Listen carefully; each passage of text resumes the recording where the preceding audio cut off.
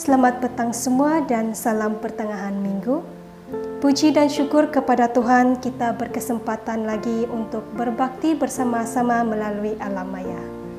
Sebentar nanti kita akan dengar renungan dari kakak.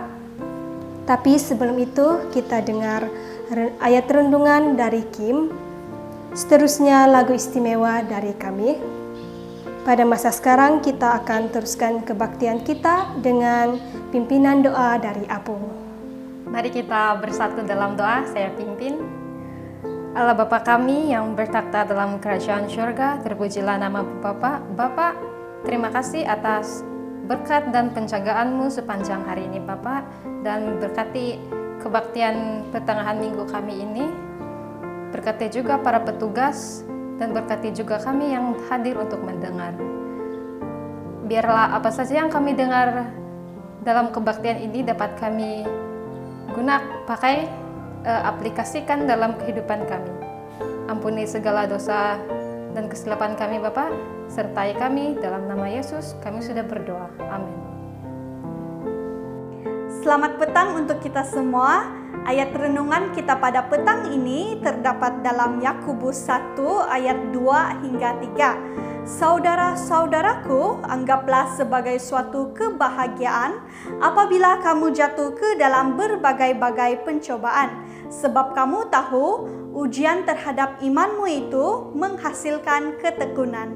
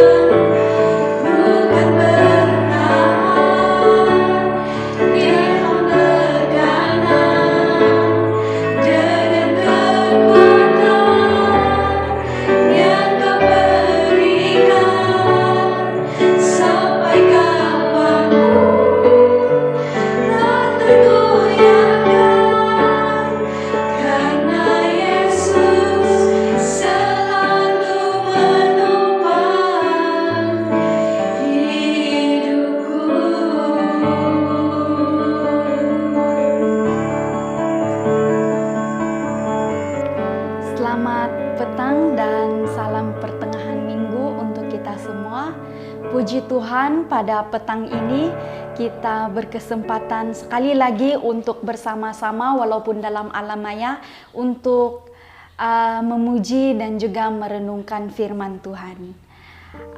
Tajuk renungan kita pada petang ini saya ambil di sebuah buku kecil yang ditulis oleh Hendrik Mamesah yang bertajuk Hal Mengampuni. Ayat renungan kita ada dalam Matius 18 ayat 21 sehinggalah yang ke-22. Saya baca, kemudian datanglah Petrus dan berkata kepada Yesus, Tuhan, sampai berapa kali aku harus mengampuni saudaraku jika ia berbuat dosa terhadap aku? Sampai 7 kali? Yesus berkata kepadanya, bukan. Aku berkata kepadamu, bukan sampai 7 kali, melainkan sampai 70 kali 7 kali. Nah, jadi apakah maksud daripada ayat yang sudah kita dengar tadi? Apa yang boleh kita faham? Adakah kita harus berkira-kira di dalam memberi pengampunan? Atau adakah selepas 70 kali 7 kali sudah kita memberi pengampunan, lepas itu tidak ada lagi? Tidak, maksud Yesus di sini adalah sampai bila-bila. Sama maksud dengan tidak ada batas pengampunan. Perumpamaan bagi 70 kali 7 kali dari ayat yang sudah kita dengar tadi adalah Yesus mengajar kita untuk tidak berkira-kira di dalam memberi pengampunan. Karena mengampuni itu adalah sifat kasih yang lahir daripada Allah. Oke, saya mulakan dengan ada satu lirik lagu yang bertajuk Mengampuni, mengampuni, mengampuni. Tuhan lebih dulu mengampuni kepadaku. Begitulah kira-kira lirik lagu tersebut. Kita memang mudah sekadar menyanyikan lagu tersebut, tetapi macam mana kalau kita terus-menerus mengampuni seseorang yang menyakiti atau berbuat salah kepada kita? Tidaklah mudah kita katakan, ya saya mau mengampuni kamu, ya saya mau kasih ampun kamu. Tapi dalam pikiran kita, apa dasarnya saya harus mengampuni kamu? Saya disakiti dan kamu telah berbuat salah, kenapa pula saya yang minta maaf dan mengampuni kamu? Mungkin begitulah respon kita pada saat kita menghadapi situasi yang menyakitkan. Kita seolah-olah bersikap kukuh, merasa diri benar dan tidak bersalah sama sekali. Saya yakin dan percaya kita masing-masing ada pengalaman yang tersendiri dalam hal ini. Namun, marilah kita selalu berusaha untuk mau mengampuni orang lain. Karena ketika kita melepaskan pengampunan, ianya bukan terdampak pada pribadi kita sendiri, tetapi hubungan pribadi kita dengan Tuhan. Kawan-kawan semua, sikap mengampuni ini memerlukan kerendahan hati. Kita tidak dapat melakukannya dengan cara spontan tanpa anugerah daripada Allah. Kita tidak mampu mengampuni dengan kekuatan kita sendiri. Sedang kita berusaha dalam memberi pengampunan, si iblis pun tidak senang. Jadi dia pun sentiasa berusaha mengganggu pikiran kita dengan banyak cara. Sebagai contoh di sini, bukankah kamu tidak bersalah? Seharusnya dia yang meminta maaf duluan. Dan banyak lagi cara-cara si iblis sebenarnya, sebab si iblis ni bijak, si iblis ni licik, dan kita akan mudah terperangkap dalam tipu daya si iblis apabila kita tidak cepat-cepat meminta pertolongan daripada Allah.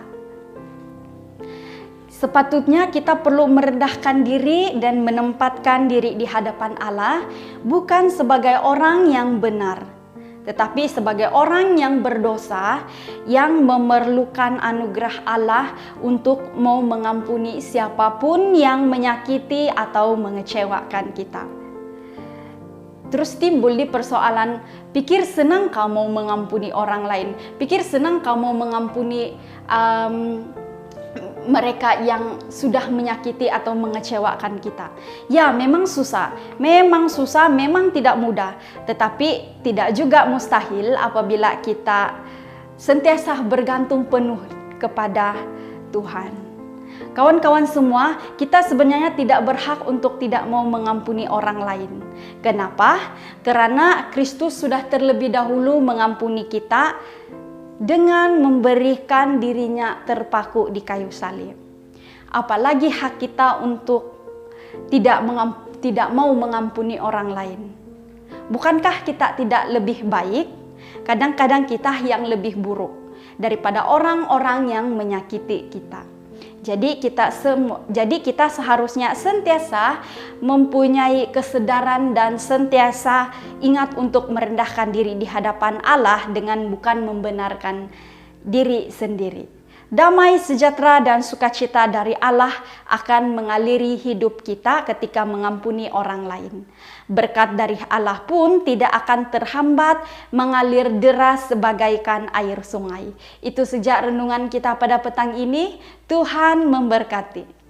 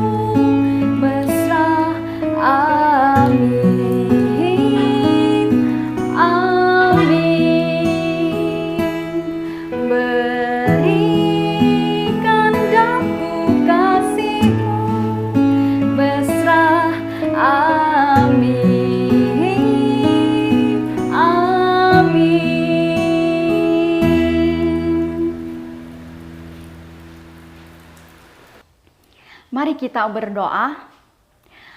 Tuhan Allah Bapa kami yang bertakhta di dalam kerajaan takhta surga, Bapa yang baik, Bapa yang penuh kasih, terpujilah Engkau. Terima kasih ya Bapa atas penyertaan-Mu kepada kami sepanjang pembelajaran kami mengenai hal mengampuni sebentar tadi. Ampuni kami ya Bapa apabila selama ini kami menyimpan banyak dendam terhadap orang lain, melukakan hati mereka dengan sikap kami, percakapan kami maupun perbuatan kami. Ampuni kami ya Bapa. Terima kasih untuk kasih setia-Mu yang boleh kami teladani untuk kami aplikasikan di dalam kehidupan seharian kami. Bapa, kami juga mau berdoa untuk istirahat kami pada malam ini, kiranya Engkau juga akan terus menyertai kami dan juga bangunkan kami esok pagi Bapa, agar kami boleh melakukan pekerjaan dan juga apapun usaha kami, kiranya itu membawa kemuliaan bagi nama Tuhan. Terima kasih juga untuk berkat dan kebaikan-Mu. Ampuni kami ya Bapa, dalam nama Yesus kami sudah berdoa dan mengucap syukur. Amin.